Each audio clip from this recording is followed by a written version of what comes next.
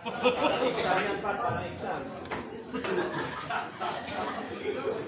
The remarkable achievement of success of Pinas Pilipinas under 18. I'm using in shocking, by shocking, because this is not Southeast Asian competition, it's an Asian level competition.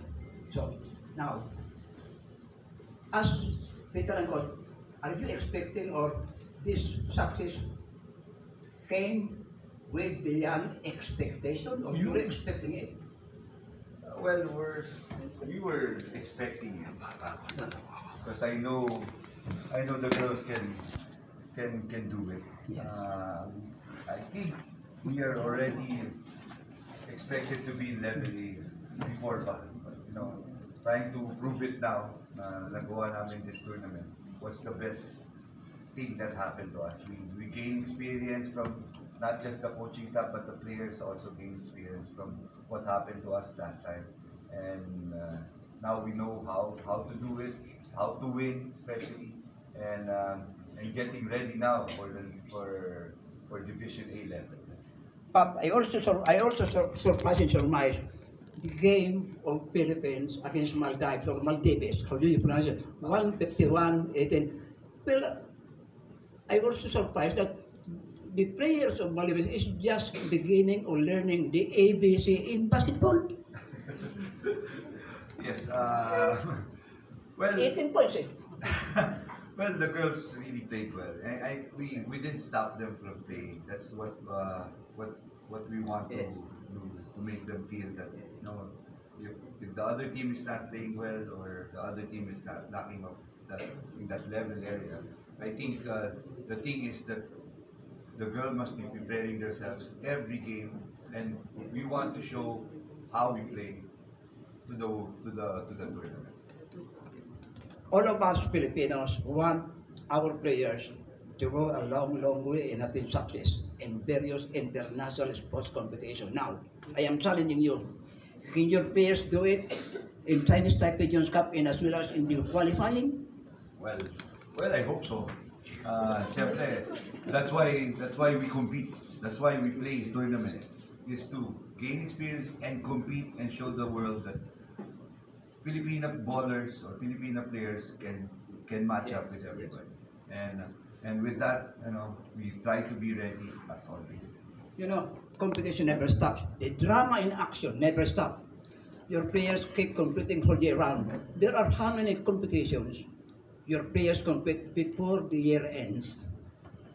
We probably have at least 3 to 4 tournaments the year ends, and we want to have Yes. more, and hopefully with more tournaments, more experience is gained, and with that experience, siguro the show, or probably we could show the world that we know that we can compete with everybody.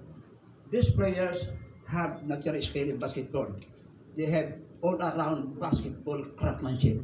So, we are preparing for the 2025 Southeast Asian Games in Thailand.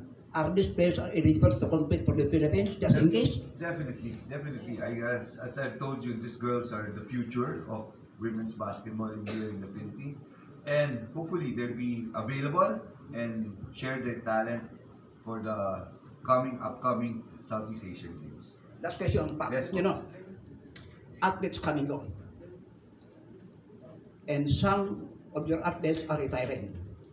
Do you have enough or big numbers of athletes that will supplant retiring athletes? Yes, definitely. Now, as I told you, with these girls playing at this level already, I think they can be in the next level as the senior one, and hopefully more to come. Yes. And with Coach Judy at helm and other coaches that we put together to make this program not just for one tournament but for a long time. Basketball is not your sport of the Philippines. The Philippines grace of embrace basketball like religion. Now, can your players sustain the success as long as you are there as under your stewardship? Well, I hope so.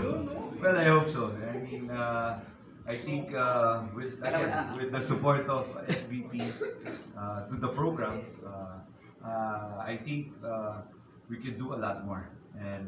And we hope that, you know, to sustain this program, we need everybody like you, the press, the media, the PSC, of course, and our federation, and everybody, the sponsors.